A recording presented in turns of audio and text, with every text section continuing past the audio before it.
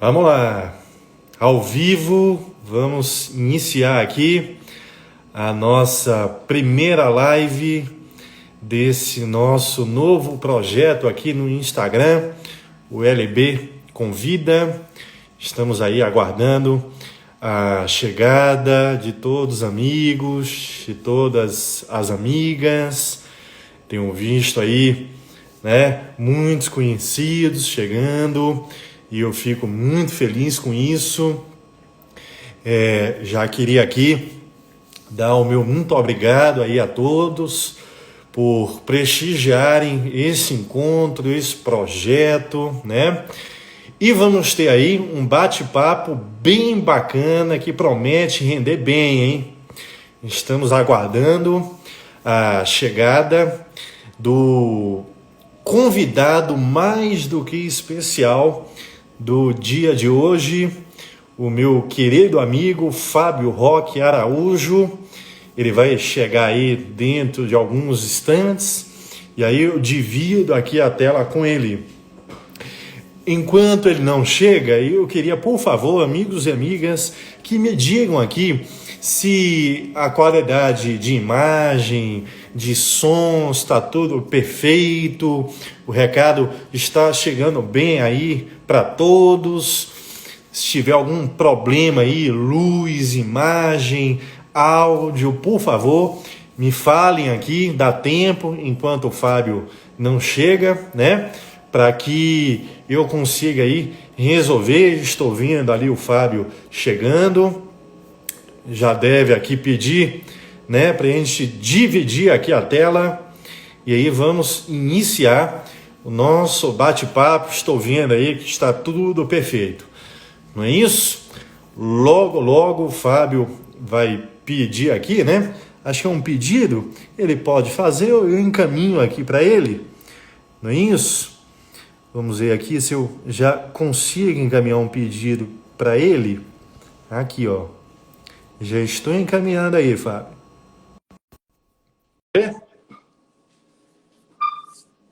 Maravilha. Vamos dar um tempinho. Ah, perfeito. Vamos dividir aqui. Peraí, deixa eu entrar aqui. Perfeito aí, Fábio? Léo, tudo bem? Como E vai? aí, cara? Joia? Tudo Bacana? bem, tudo bem. Chegando bem aí, som, imagem perfeita, numa boa? Te ouço e te vejo muito bem. Ótimo, maravilha, então. Já vinha falando aqui, né? Que vamos iniciar aqui um bate-papo, Fábio, super especial, né? Iniciando aqui um projeto, né, de lives, e que eu tenho aqui a imensa honra, a imensa alegria de contar aí com você, com o primeiro convidado. Eu preparei aqui, não precisa eu te apresentar, né?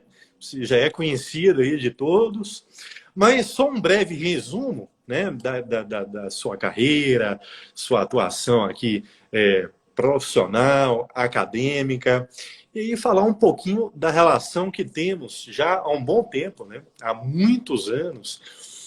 Para quem não sabe e não entendeu bem aqui a parceria, né? Nós nos conhecemos desde 98, né? Lá no início do curso de Direito da UFBA. E desde então aí nós temos projetos em comum, né? Amizade desenvolvida. E vamos falar um pouquinho disso aí, né? Bom, para quem eventualmente ainda não conhece o Fábio Roque, acho muito difícil, né? Mas Fábio Roque, ele é juiz federal do TRF1, mestre, doutor em Direito pela UFBA, nossa querida UFBA, não é isso? Autor de várias obras jurídicas importantíssimas, tanto aí em Direito Penal, como também aqui na minha área, Processo Penal. Eu destaquei aqui algumas que são brilhantes. Nós temos aí o direito penal didático, não é isso, Fábio? Parte geral e saiu agora a parte especial também, não é isso? O CPP para concursos, que ele divide lá com o Nestor, né? a obra de legislação penal também comentada, legislação criminal com o Nestor também. E, assim, todos os livros excelentes, mas eu sou fã de um em particular, que eu queria aqui mostrar a todos. Se ainda não conhece, eu acredito que isso é impossível, mas minha dica aqui, ó, desse excelente manual, Processo Penal Didático, que ele escreve aí em coautoria com um brilhante autor também, o Klaus, né? Excelente.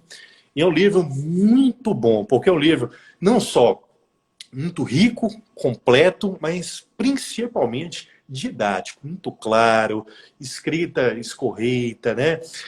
Exposição de ideias com profundidade, não só lei, doutrina, julgados, temas novos. Eu estou aqui, Fábio, me perdoe, eu estou aqui com a edição anterior, não tenho ainda edição nova, tá? Mas fica aí o convite para que conheça a edição já atualizada conforme o pacote anticrime. Saiu há pouco tempo, não foi isso? Isso, Não é exatamente. isso? Confere. Só para fechar, eu estou falando muito, porque a noite não é minha, é do Fábio. Eu falei no início, nós temos aí, né, João, uma amizade de longas datas, desde do curso de Direito da UFBA, iniciamos juntos, convivemos todo o período, formamos aí praticamente no mesmo período, não é isso? E em termos de vida acadêmica, eu tive a honra de coordenar uma obra com o Fábio sobre o novo CPP. Isso já teve, né, o projeto de novo CPP, isso tem um tempo. O Fábio me presenteou com um prefácio de uma obra minha, um livro voltado ao exame da OAB, né? E está aí engatilhado, né? Um livro novo que, conforme a editora anunciou, viria aí no mês de junho, né? Vamos ter um livro sobre o pacote anticrime, também com a presença ilustre da Carol Arruda, não é isso? Vamos dividir aí o trabalho, espero que, né, caia aí no gosto, né, dos amigos, seguidores e leitores. Bom, falei muito. Fábio, bem-vindo. Obrigado aí pela divulgação, pela presença. Você vai aqui nos brindar com uma aula sobre o pacote anticrime. Vamos falar de um tema que certamente lhe é muito caro, que é o juiz das garantias, embora ainda sem eficácia, né, imediata, mas até é muito bom ouvir de você, não só pela sua capacidade, né, mas também sua vivência como juiz. Então, aqui, meu muito obrigado. Eu queria cumprimentá-lo inicialmente, vamos ouvi-lo, né, porque eu falei demais, e depois aquela listinha com perguntas está aqui já prontinha. Bem-vindo, Fábio. Bom, primeiro cumprimentar a todos, dizer que é uma imensa alegria estar aqui. O pessoal que segue aqui o professor Leonardo, como eu sigo, sabe o quão rico é o seu trabalho, os seus canais de comunicação. Eu tenho o privilégio de desfrutar da sua amizade desde os idos de 1998, como ele disse, quando a gente ingressou junto na Faculdade de Direito da UFBA. Embora ele esteja radicado há muito tempo em Minas Gerais, ele é baiano, né, filho da UFBA. Baiano, Salvador, misturei o sotaque aí, mas vamos lá, baiano. Todo Bahia, né? Tricolor baiano.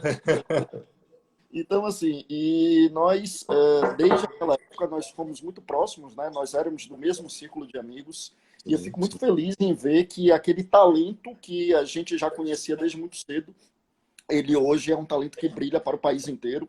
O professor Leonardo fez questão aí de elogiar minhas obras, mas eu que sou fã das obras dele, né? É autor de um dos livros mais vendidos lá da editora, que é a Sinopse de Processo Penal, obra elogiada por todo mundo que estuda aí, sobretudo para quem se prepara para concurso público, mas não exclusivamente os concurseiros. Então, meu amigo, dizer que assim, que é uma honra imensa estar aqui aceitando o seu convite, e aceitarei tantos quantos existirem, porque para mim é sempre um privilégio desfrutar de sua amizade e dessa parceria. Mas vamos Obrigado. lá, vamos começar o trabalho, estou à disposição. Obrigado, obrigado mesmo, viu? De verdade, de coração. E aí eu esqueci de falar, não só sobre livros, o Fábio falou aqui de canal de comunicação. O Fábio tem um canal no YouTube excelente, fantástico. Fica o convite também para que acompanhe. Ele postou lá vídeos sobre cada tema do pacote anticrime, né? Juiz das garantias, está lá, por aí vai. Muito bom, riquíssimo. E vi até, Fábio, você iniciou um novo projeto, que é o CP comentado, não é isso? Artigo por artigo. Né? Gratuito, com imensa qualidade. Então, não percam, por favor, confiram. Bom, então vamos aqui. Eu não quero me estender muito. Eu sou aqui, meu papel, para quem está chegando agora, né, e não entendeu bem como é que vai funcionar, eu sou aqui só um mero entrevistador, né, meio que um Jô Soares, né? E eu vou aqui perguntar e a estrela aqui da noite é o Fábio, tá bom? E eu espero não falar tanto como o Jô Soares fazia, né? Falava mais do que entrevistado, né? Eu vou só então aqui, ó, introduzir o tema e aí eu jogo a bola para ele, tá? O tema, para quem chegou agora, o tema é juiz das garantias. Um tema que, em termos de legislação no país, é um tema novo, mas que, na prática, ainda não se revelou. Né? Tivemos, o Fábio vai falar disso aí, uma decisão aí monocrática lá em janeiro de 2020, o ministro Fux suspendendo a eficácia ad referendo do plenário, né, de todo o regramento aí do juiz das garantias. Até, não é, Fábio, o terceiro A, que não tem nada ali de inconstitucional, né? Mas foi no pacote, né? E aí, então, eu queria aqui primeiro perguntar para o Fábio uma visão geral sobre o pacote anticrime, né? Depois a gente entra no juiz, mas a sua visão assim de aquilo que foi positivo, aqueles pontos negativos, o seu olhar crítico sobre a lei 13.964 de 2019. Manda ver aí, Fábio. Valeu, meu amigo. Bom, primeiro, contextualizando o tema, né, a gente precisa lembrar que essa lei ficou apelidada de lei anticrime porque ela consubstancia o chamado pacote anticrime que tinha sido encaminhado pelo ministro da Justiça, então ministro da Justiça Sérgio Moro, no começo de 2019 para o Congresso Nacional. A grande questão é que ele foi extremamente alterado, de modo que é difícil a gente estabelecer uma linha, um perfil dessa lei. Essa lei ela é uma miscelânea de uma série de projetos que existiam lá no Congresso. Então, a título de exemplo, a figura do juiz das garantias ela não estava no pacote anticrime, e inclusive o autor do pacote anticrime, né, o autor intelectual, que é o ex-ministro Sérgio Moro, ele era radicalmente contra a figura do juiz das garantias. E a figura do juiz das garantias estava no projeto do CPP, sobre o qual a gente publicou aquela obra que o professor Leonardo se referiu há pouco. E nós tivemos também, para dentro desse pacote anticrime, além de termos institutos que estavam no projeto do CPP, que tinha chegado no Congresso desde 2009, também houve a inserção de alguns dispositivos que estavam em outro pacote de segurança pública, que tinha sido coordenado pelo então ministro da Justiça, Alexandre de Moraes, hoje no Supremo Tribunal Federal. Então, a lei virou uma grande miscelânea, de modo que é difícil a gente estabelecer um perfil dessa lei. Essa lei ela tem idas e vindas, ela tem uma miscelânea de vários projetos de lei que foram elaborados por vários perfis diferentes e em momentos históricos diferentes. Então, é difícil a gente estabelecer, de um modo geral, um perfil dessa lei. É mais interessante a gente analisar ela de forma mais pormenorizada. Mas, se for possível estabelecer, dentro dos limites, se for possível a gente estabelecer aqui algumas questões, é importante que se diga que ela promove algumas mudanças muito importantes. Né? O novo artigo 28, que foi suspenso, o artigo 28A, que é o Acordo de Não Persecução Penal, que já existia com uma resolução do CNMP, mas agora está na lei. A própria figura do juiz das garantias, que está suspenso, mas o Supremo vai ter que se debruçar sobre isso. A questão das regras sobre progressão de regime, que realmente precisavam ser atualizadas. Então, há alguns avanços importantes. Outros já não me parecem. Me parece que em alguns pontos houve alguns equívocos crassos do legislador, como, por exemplo, na afronta ao princípio da proporcionalidade, quando aloca na lei de crimes hediondos o furto mediante explosivo e não coloca o roubo mediante explosivo. Então, assim, há alguns avanços importantes, mas alguns equívocos crassos também nessa lei, né? Sim, sim, perfeito, ótimo, muito bom. E aí vamos tentar assim afunilar um pouquinho, né? Vamos entrar, como você falou aí, o ideal é abordar tema a tema. Então, o nosso tema hoje é juiz das garantias. Antes de falar do teor do pacote, da lei anticrime em si, eu queria que você explicasse a todos, né? O que é exatamente juiz das garantias, o porquê do instituto, da figura, e como que fica a aplicação da figura mundo afora, em termos de direito comparado? Existem assim, precedentes, experiências boas, né? Houve um bom retorno, enfim, um cenário aí geral. Bom, vamos lá. Como é que funciona hoje o nosso sistema penal? Hoje, nós temos ali na fase de investigação a atuação do delegado de polícia e de alguns outros órgãos de persecução, inclusive o Ministério Público, que também tem atribuição investigativa. E o juiz, a priori, ele não participa desse primeiro momento, porque não existe a figura do juiz investigador. E é importante que eu já antecipe que o juiz das garantias também não é isso. Então, quando é que o juiz vai atuar? Quando é que o judiciário vai atuar? Quando houver a necessidade de adoção de alguma medida que a gente chama, né, na doutrina, de a medida acobertada por uma cláusula de reserva jurisdicional. Ou seja, em suma, uma medida que somente poderia ser adotada pelo juiz. Aí entra uma prisão preventiva, uma prisão temporária, interceptação telefônica, uma busca e apreensão domiciliar. Então, nesses momentos, quando a investigação chega nesses momentos, aí é necessária a figura do juiz. Como é que funciona hoje? Esse juiz que adota uma dessas decisões, quando amanhã, se houver o início de um processo criminal, este mesmo juiz estará atuando na fase de processo. E qual é a crítica doutrinária que se faz em relação a isso? É que o juiz que atuaria nessa fase, e por enquanto eu não estou aderindo ou não, apenas trazendo aqui quais são os argumentos, né? A crítica seria que esse juiz que atua nessa fase inicial, adotando essas medidas, sem contraditório, sem ampla defesa, ele se vincularia psicologicamente àqueles argumentos trazidos pela acusação e haveria um vínculo psicológico com a persecução. E depois, quando chegasse o momento de contraditório, de ampla defesa, seria muito difícil ele desdizer aquilo que ele já tinha dito, aquilo que ele já tinha se convencido. Então, o que é a figura do juiz das garantias? Seria uma divisão da competência funcional dos juízes, de modo que o juiz que atua na fase de investigação, ele não atuasse na fase de processo. Então, eu repito, não se cria uma figura de juiz investigador. O juiz, ele continua na fase de investigação a fazer exatamente o que ele já faz hoje, adotando apenas as medidas em que haja necessidade, porque medidas que estão acobertadas pela cláusula de reserva jurisdicional. Aí o juiz vai intervir e vai atuar nesse momento. Só que com o juiz das garantias, ele só atua nesse momento. E um outro juiz vai atuar na fase de processo. Por que juiz das garantias? Justamente para deixar claro que não é um juiz investigador, é um juiz que atua ali na tutela das garantias individuais dos investigados. Tá? Bom, sobre experiências internacionais. Hoje, nós temos a adoção da figura do juiz das garantias em inúmeros países europeus, por exemplo, e inúmeros países aqui da América do Sul que recentemente alteraram seus códigos de processo penal. Aliás, é interessante isso, porque nós tivemos um movimento de inúmeras reformas legislativas na América do Sul. Veio o Chile, depois a Argentina, mais recentemente o Uruguai. Antes disso, já tínhamos tido outros países também. Então, muitos países promoveram mudanças no seu Código de Processo Penal, justamente para ampliar essa ideia de um sistema acusatório. E de forma bem clara, o que é um sistema acusatório, meus amigos? É um sistema em que a gente divide muito bem as funções de acusar, julgar e defender, né? Houve uma época em que o juiz, ele basicamente fazia o papel de julgador e de acusador.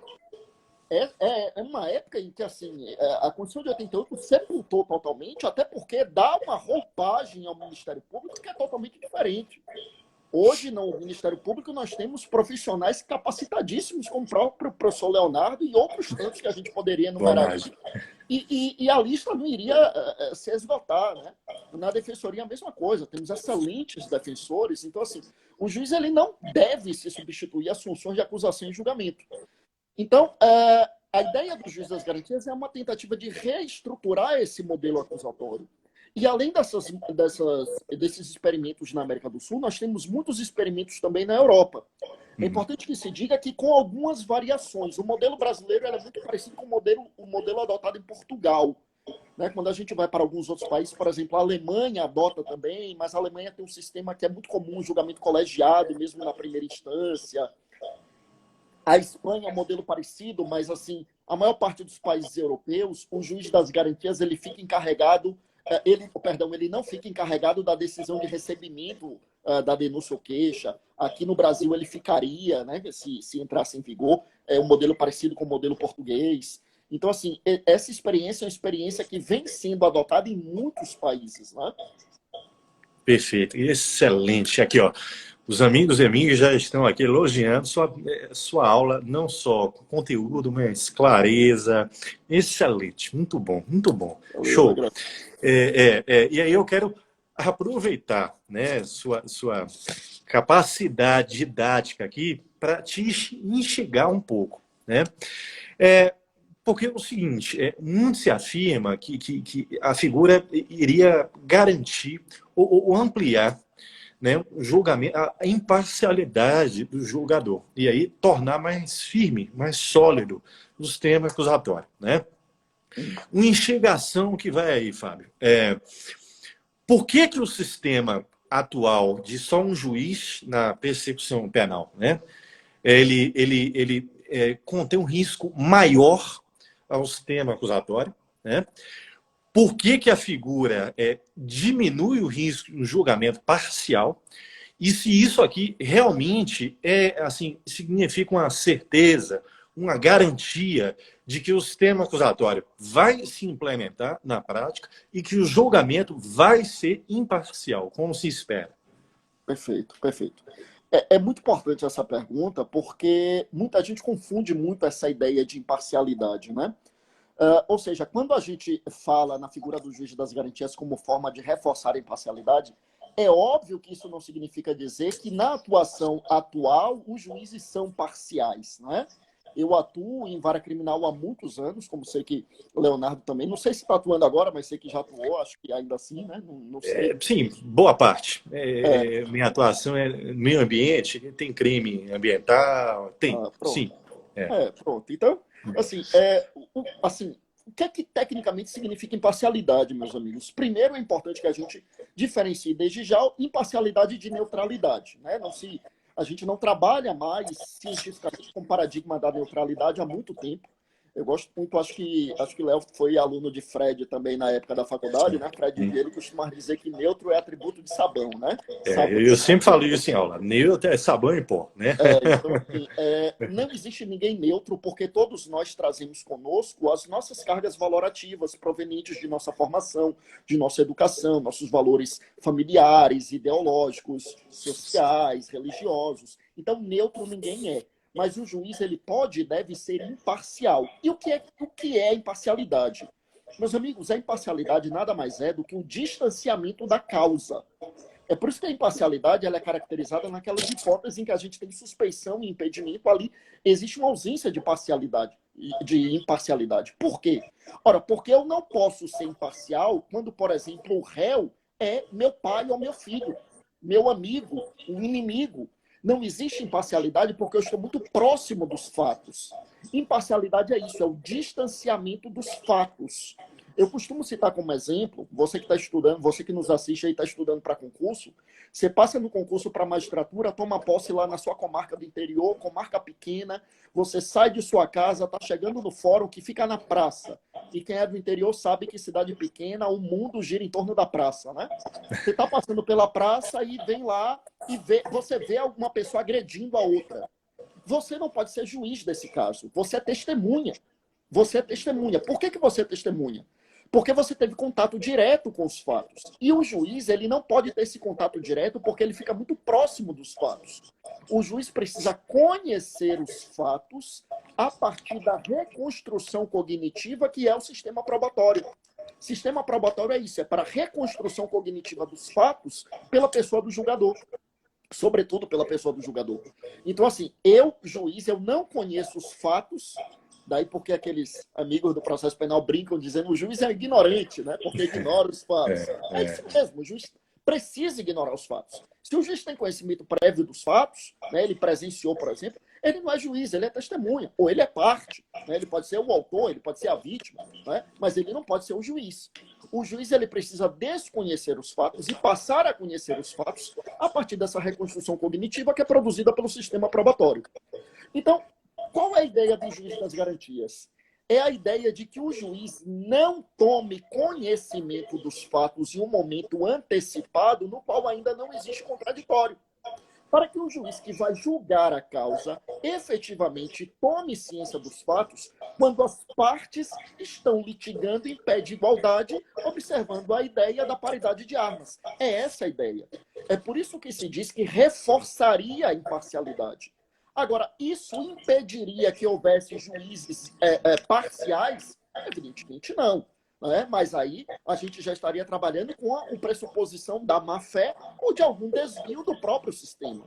Mas a ideia é óbvio que não existe sistema perfeito, todos os sistemas são falhos, até porque são realizados por nós, seres humanos, que somos todos falíveis, mas é um sistema que reforçaria essa imparcialidade na medida em que permitiria que o juiz da causa somente tomasse conhecimento dos fatos por meio dessa reconstrução cognitiva quando houvesse esse amplo contraditório, essa ampla defesa. Né? Então é essa a ideia.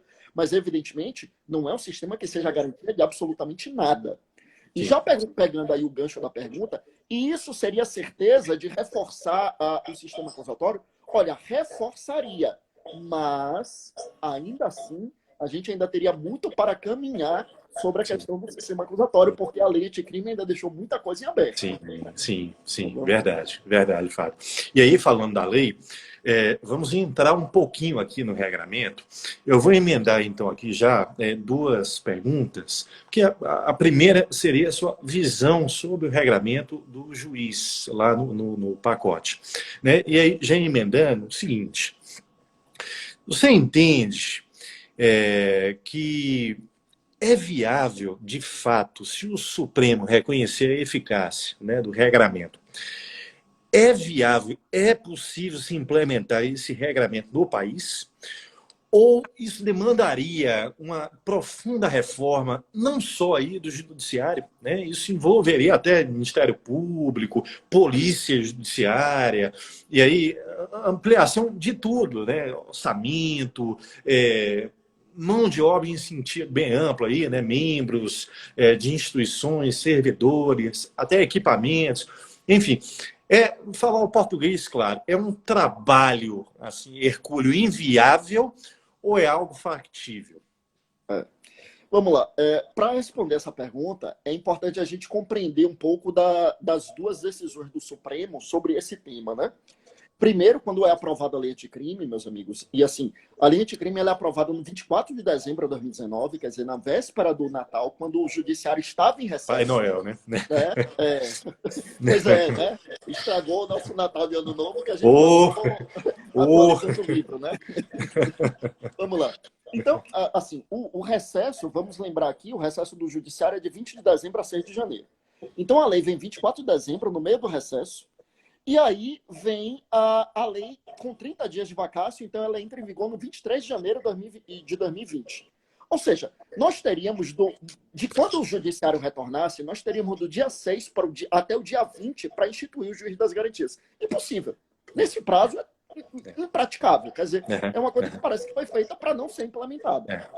Aí a primeira decisão, que foi do ministro Dias Toffoli, foi no sentido de reconhecer a constitucionalidade do Instituto, mas a inconstitucionalidade desse prazo por afronta ao princípio da proporcionalidade.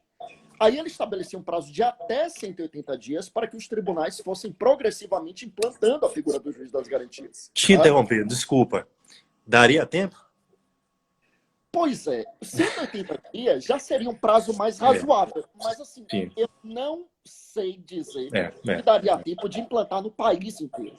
Porque o que é que acontece? A gente pode dizer, Léo, professor Leonardo, né? Não, que é chamado de Léo desde 1998. Por favor, continue, que é isso, cara. Assim, você pode falar um pouco sobre a viabilidade de instituir aí no Tribunal de Justiça de Minas. e eu no TRF da primeira região. Só que o Brasil é muito díspare. Além de ser muito extenso, a estrutura de cada tribunal é muito diferente. Então, eu acredito que os 180 dias para o TRF da primeira região é um prazo razoável. Mas eu não consigo dizer se seria assim em todos os tribunais de justiça e tribunais regionais federais do país. Porque é uma estrutura muito díspare. Agora, não me parece que fosse de todo desprezada a possibilidade de se postergar esse prazo caso houvesse alguma inviabilidade crônica. Porque o que é que acontece, meus amigos? A gente tem alguns tribunais de justiça que tem uma carência tão grande de magistrados e servidores que você tem um juiz respondendo por 3 comarcas. Aí esse juiz que decretar uma interceptação telefônica na fase de investigação, ele não vai poder atuar na fase de processo. Você vai ter que chamar um outro juiz que, por sua vez, já responde por outras 3 comarcas. Ou seja, decididamente não é fácil. Tem alguns tribunais em que vai ser muito difícil essa tarefa, mas muito difícil mesmo.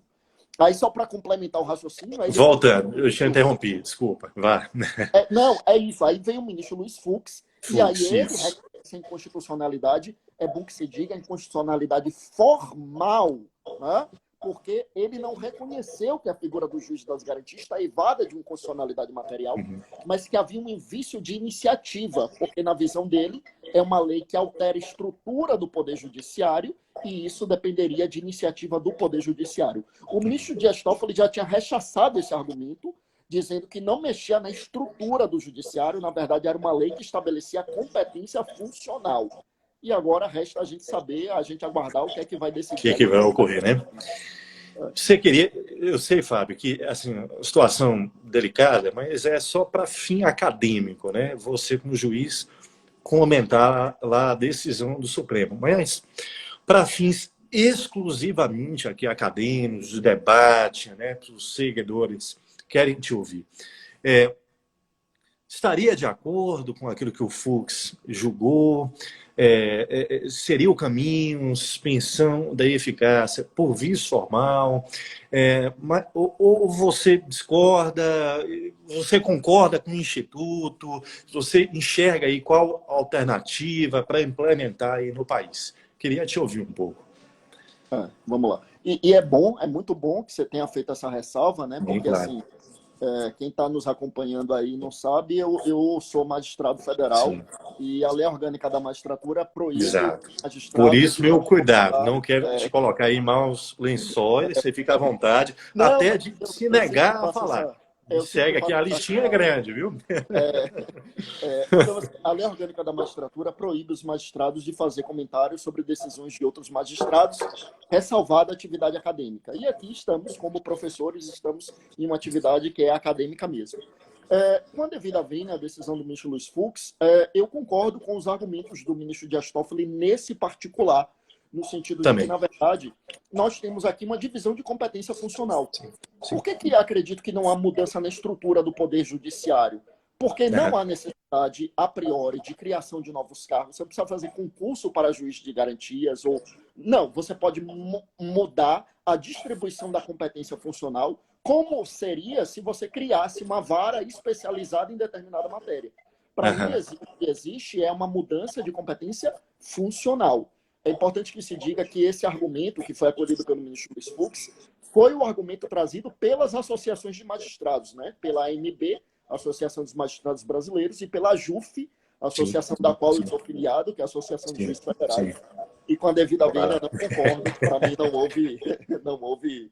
Tem a ADI da CONAMP também, né? Pelo 28, enfim, bom. Vai lá.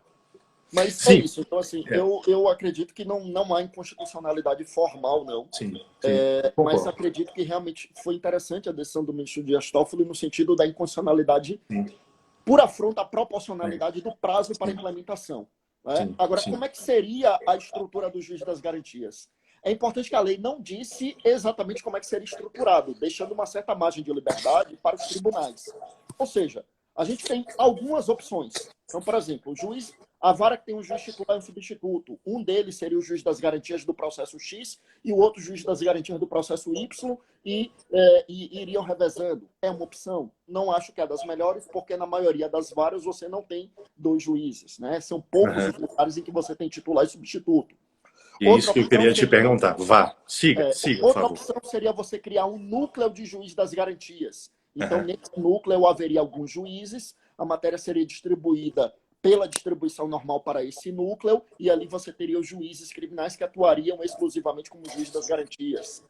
Outra opção seria você criar varas especializadas em juízo das garantias, e essa vara teria jurisdição sobre a comarca ou sobre mais de uma comarca. Ou seja, nós temos algumas opções, e é importante que se diga, inclusive, que antes mesmo da decisão do ministro Luiz Fux, houve a criação de um grupo de estudos pelo CNJ para que se estruturasse a figura do juiz das garantias, e até onde eu saiba, esse grupo continuou a trabalhar, já que a decisão dele, obviamente, não é definitiva, ainda vai para o plenário. Então, a gente ainda não sabe como vai ser a estrutura do juiz das garantias. Eu acredito que o mais viável seria a criação de núcleo, a depender do estado. Estados menores, você poderia ter até um núcleo para abranger o estado inteiro. Em estados maiores, como Minas Gerais, Bahia, você poderia ter núcleos regionais. Então, núcleo que abrange ali a capital, núcleo que abrange região X do interior, região Y do interior. Mas, assim, exatamente como vai ser estruturado, a lei não esclareceu. E nós temos aí essas opções, e o CNJ está estudando isso. Já vou emendar aqui, eu vi ali o Marcelino perguntando, e os casos de varas únicas, né? E aí, Fábio, eu até programei aqui colocar como última pergunta, mas está no contexto, eu vou adiantar um pouco. O sistema de rodízio, né? Rodízio, parece rodízio churrascaria, o que é isso, né? Rodízio de juízes, não sei, acho que ficou o terceiro D, parágrafo único, ele prevê lá o rodízio, mas de uma forma genérica, assim, delimitar, talvez, como você bem falou aí, jogando para cada tribunal aí no seu âmbito disciplinar, não é isso?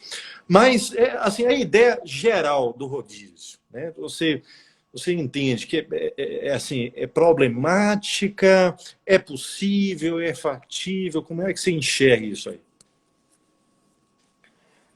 Mais uma vez, a gente vai precisar respeitar as particularidades das regiões do país e dos tribunais. A mim me parece que você criar um núcleo de juiz das garantias seria algo mais razoável. Mas, eu repito, eu estou falando muito com fundamento na minha vivência de Justiça Federal, e eu estou na Justiça Federal em Salvador desde 2007. Aí, quando você vai conversar com colegas da magistratura, do Ministério Público, advogados de outras regiões, aí você percebe que essa criação de núcleo seria totalmente inviável. Então, realmente me parece que o mais adequado seria o CNJ criar algumas regras, mas permitindo aos tribunais respeitar as suas particularidades na definição de como funcionaria o juiz das garantias. E nesse ponto, me parece que a lei andou bem ao não cristalizar de forma rígida como é que seria o funcionamento, porque realmente fica muito difícil, né? Fica muito difícil. Perfeito. Ô, Fábio, quando eu te convidei aqui entre nós, em off, né? Eu falei, Fábio, meia horinha, jogo rápido, não vou explorar tanto, batendo já 40 minutos. Se você puder segurar por aí um pouquinho, até o fim, porque assim, não é toda hora que a gente tem esse show, essa aula, essa didática, a clareza, não sei se você está acompanhando, porque você está falando mais, eu te ouvindo, mas lendo aqui também, só um elogio e toma em coração, subindo, né? Então o povo quer, se você puder segurar um pouquinho, eu estou aqui no final, só para perguntar sua opinião em relação a alguns artigos do regramento. Por exemplo, o terceiro A, que eu não enxergo vício nenhum, né? Porque fala de sistema acusatório, né? Então isso aí é intuitivo, você puxa a Constituição de 88, enfim, né? Mas caiu lá no pacote, né? No balaio do Fux, suspendeu também. Mas, vamos ver, se a eficácia do terceiro A for reconhecida, você entende que a repercussão imediata dele é revogar tacitamente o teor do artigo 156, incisos 1 e 2, para quem não lembra, 156 dentre outros temas, né, ele vai prever poderes instrutórios ao juiz, né, poder para, de ofício, determinar a colheita e ora de elementos de convicção, em inquérito, em investigação, ora no curso da ação penal, para solucionar aí alguma dúvida sobre o ponto relevante da causa. Você entende que o terceiro A faz com que o 156 fique revogado ou não? É possível aqui harmonizar, compatibilizar de alguma forma?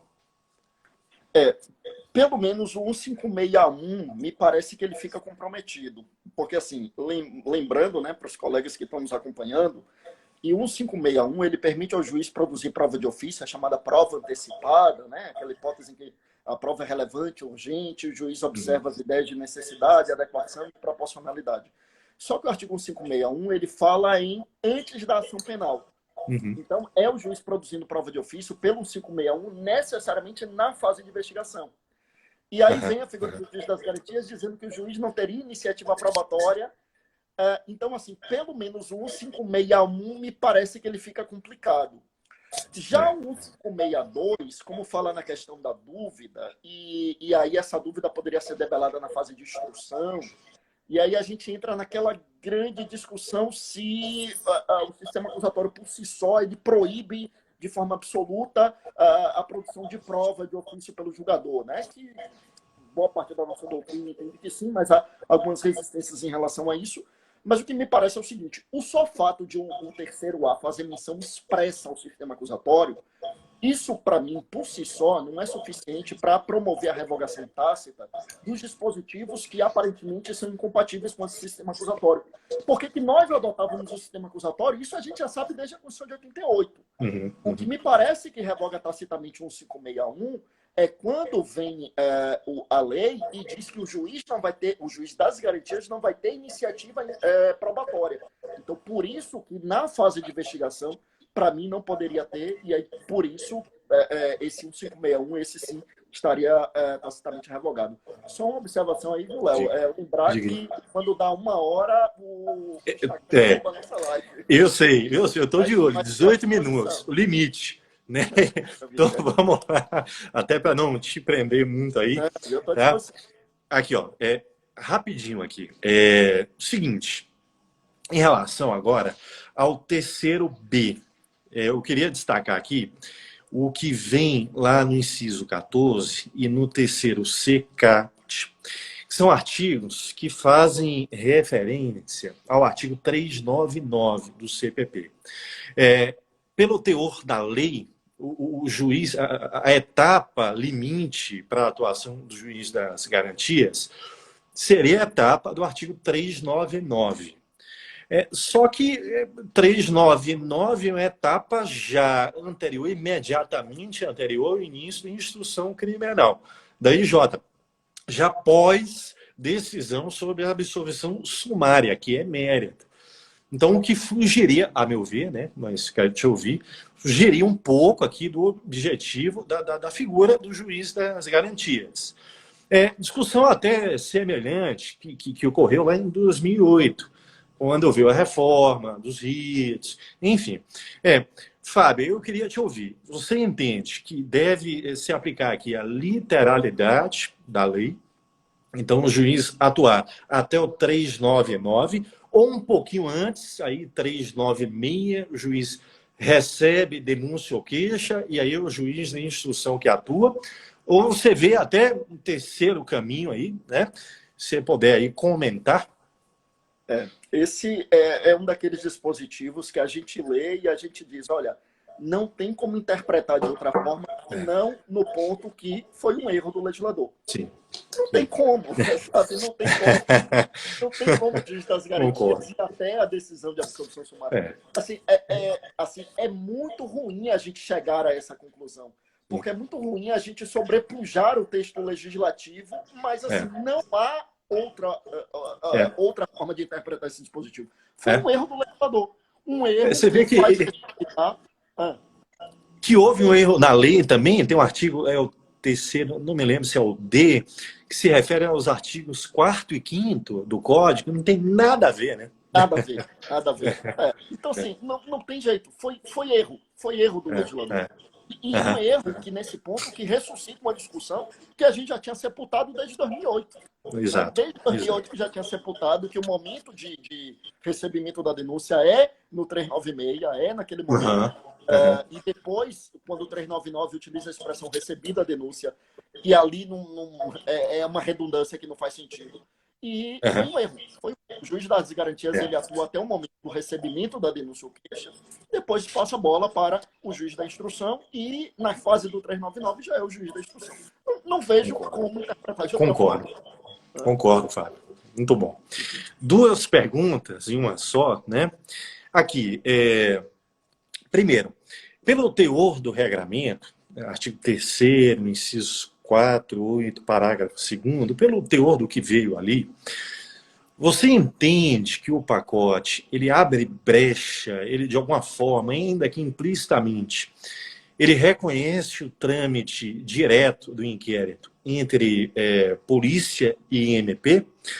E segundo, pelo teor também aí do regramento, você entende que o inquérito ele deixa de acompanhar a denúncia, porque tem o 3º-C que vai afirmar que ele fica arquivado, né, para acesso às partes, enfim, ele deixa de acompanhar a denúncia ou se mantém a sistemática lá do artigo 12 do Código? Eu vi que muita gente passou a defender a ideia de que o inquérito já não acompanharia a denúncia, né? E assim, com as devidas vênias, eu fiz uma outra leitura do dispositivo.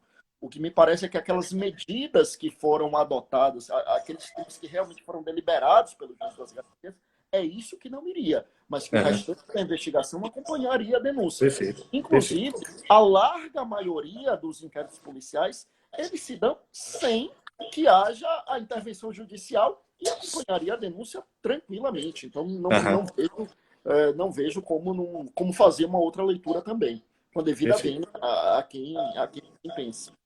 Perfeito, perfeito. Última. Diga. A outra foi do trâmite direto, né? Isso. E que aí já me parece mais razoável. Agora, é importante a gente lembrar aquele dispositivo em que ele menciona que toda investigação será informada ao Poder Judiciário, né? Então, sim. Será informada ao Poder Judiciário, mas que não tramita, senão quando houver a necessidade de intervenção judicial. E que, para mim, não só deve se comunicar o início, como mesmo com o silêncio da lei, o arquivamento, embora não submetido a controle judicial, mas uma ciência, já que, né, sobre o início tem que se comunicar, o término, bom, assim eu vejo. Não sei se você concorda. Né? Perfeito. Última pergunta aqui, Fábio, sobre o pacote, que eu ainda quero explorar mais o Fábio Roque aqui, né? Em relação às ressalvas que vêm aqui em lei, em decisões também ali do Fux, até do Toffoli, quanto à não aplicação do juiz das garantias em alguns juízos, em alguns ritos. A lei chega a falar que não se aplica no juizado especial criminal. Lá em decisões do Supremo, se ventilou também justiça eleitoral, júri, órgãos colegiados, a 12.694, a 8.038, Lei Maria da Penha também. Enfim, você visualiza que você concorda com a ressalva, são justificadas, há um porquê, ou é uma análise meio que em abstrato, sem um fundamento muito concreto? O que você acha? Vamos lá. Aí, mais uma vez, vou pedir vênia para discordar do Supremo, mas minha vênia é mais sob o ponto de vista da decisão do que do fundamento em si. Eu confesso que o fundamento do ministro Dias Toffoli, nesse ponto, não me convenceu. Mas o que me parece mais difícil de aceitar, de deglutir, é o fato de que a lei faz uma ressalva expressa. Então, o juiz das garantias se aplica, ressalvadas infrações de menor potencial ofensivo. Ponto. Então, como é que, por decisão judicial, qual é o fundamento de inconstitucionalidade que você utiliza para ampliar esse leque de proibições? Ou seja, o que eu quero dizer com isso é o seguinte: eu não seria conceitualmente a extensão dessa limitação a outros institutos, desde que fosse feito pela lei. Mas eu não vejo como, sob o ponto de vista de uma análise de controle de constitucionalidade, ser feita essa ampliação das hipóteses em que há vedação à figura do juiz das garantias. Veja-se, por exemplo, a questão da Lei Maria da Penha, e que a decisão do ministro Luiz Fux, quando ele fala da justiça eleitoral, ele utiliza um argumento mais pragmático, né? Diz que a justiça eleitoral não foi feita para isso, a finalidade é outra, a estrutura é incompatível. Bom, mas julga crime quando ele faz isso, né? E quando ele fala da questão da Lei Maria da Penha, aí ele fala da violência doméstica familiar contra a mulher, que é endêmica, da necessidade de uma tutela. E veja, ninguém em sã consciência discorda disso. É evidente, é óbvio que a violência doméstica, a violência contra a mulher é uma aberração e que nesses tempos, inclusive, de quarentena, tem crescido mais assustadoramente ainda os números. É claro que é algo que precisa ser combatido, é claro que a gente precisa instrumentalizar. Mas veja, isso não significa dizer que seja incompatível com o juiz das garantias. A gente precisa acabar com essa visão de que respeitar garantias individuais é ser a favor de impunidade. Não é. Ao contrário, as garantias existem para que se evite as condenações arbitrárias. As garantias existem para que, se amanhã eu, você, um parente nosso, qualquer um de nós, formos acusados, quantas e quantas vezes a gente não vê nos processos criminais, Léo, que atua no MP, pode ser testemunha disso, pessoas que foram acusadas injustamente por quaisquer razões. Então, o fato de você ter juiz das garantias, no caso da violência doméstica familiar, você não vai contribuir para a impunidade, você não vai passar a mão pela cabeça, não é ser leniente. Vamos acabar com essa história de que respeitar garantias individuais é ser leniente com a criminalidade. A gente pode e deve punir, e punir com efetividade, com rigor, e respeitando as garantias, respeitando a Constituição Federal. Então, não me parece que seja um argumento válido dizer que, pelo fato da violência ser endêmica, que haveria a proibição da figura do juiz das garantias. Realmente não me parece, com a devida vênia, essas restrições não me parecem viáveis. Perfeito, perfeito, Fábio. Show de bola. Olha, nota 1000. Eu queria continuar aqui mais 1 hora, 2. Eu tinha aqui mais perguntas para te encaminhar. E aí, para ouvir, assim, para a gente conhecer um pouquinho mais do Fábio Roque, né? Não como professor, como pessoa, né? E que aí eu tenho certeza que vocês ficariam ainda mais encantados com um ser humano aí de luz, que é coração bom, isso é um grande amigo, uma pessoa do bem, né? Uma pessoa dedicada, competente e que teria muito aqui para nos inspirar. Eu até fica o convite aí, Fábio, para a gente marcar uma outra live, se você não ficar com trauma de eu ter chegado a 1 hora, né? Para a gente falar um pouquinho aqui de você, falar um pouquinho de sua trajetória. Eu sei que você, antes de ser juiz, você foi aprovado em concursos dificílimos, né? Juiz estadual da Bahia, MPF, não é isso? Você tem uma linda trajetória para contar aqui para a gente, para inspirar, falar sobre métodos de estudo, técnicas, enfim, mas o tempo ficou muito apertado e eu queria só concluir aqui, se você puder, a gente quebrar um pouco aqui o clima. A gente falou muito aqui sobre direito, sobre CPP, discussões. Estamos em quarentena e aí o equilíbrio emocional aqui é fundamental, né? Até para se manter o foco nos estudos. Nós temos que tentar conciliar aí estudos, trabalho com a vida que segue, né? Então, se você puder sair um pouquinho de direito, você passar aí dicas os amigos e amigas que estão aqui, né? Dicas de bons livros fora do direito, uns 2 livros, né?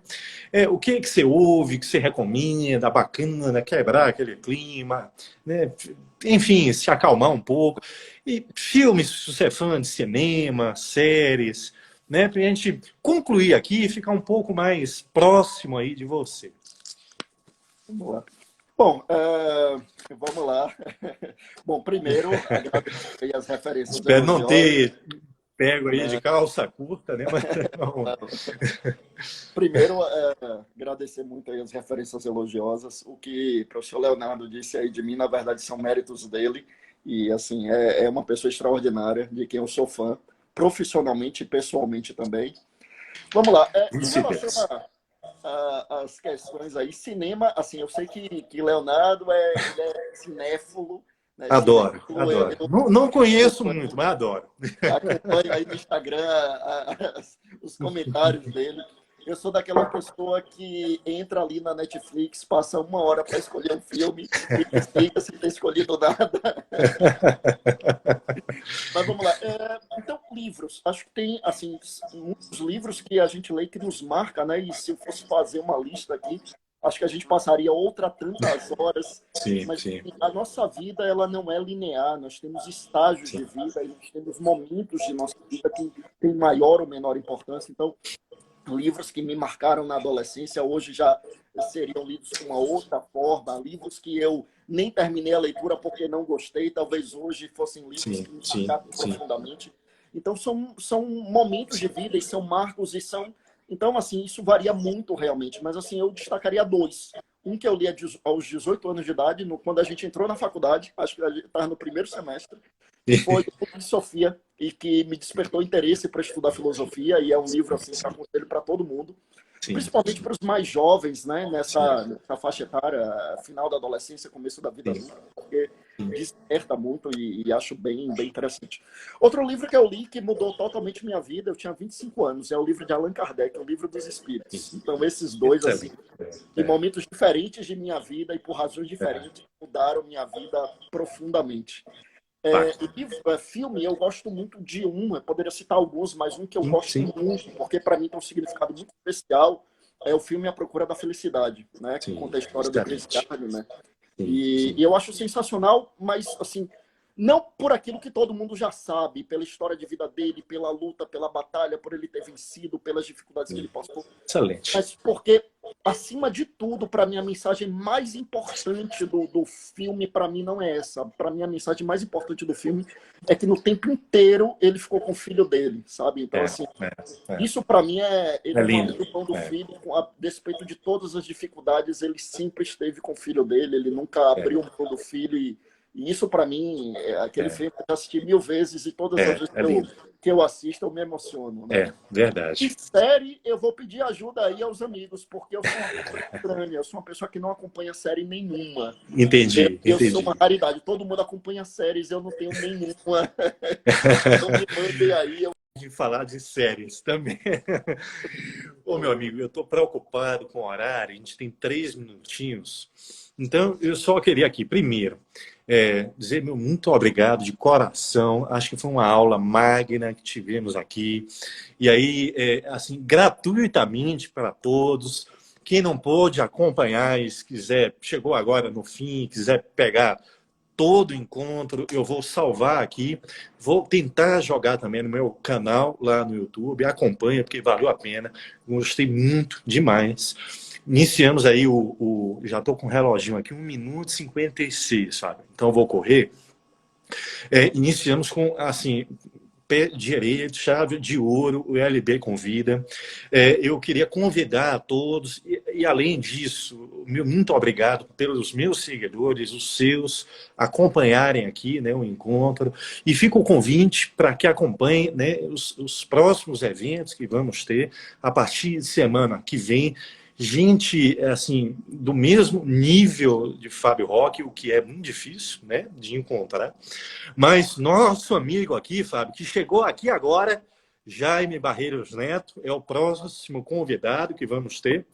Já confirmei também aqui o Alexandre Salim, grande penalista, a Lorena Ocampos, colega nossa do CP Iures, Bernardo Gonçalves, Direito Constitucional, o nosso amigo também, Henrique Hoffmann, estará aqui, e o nosso chefe do CPIURES, né?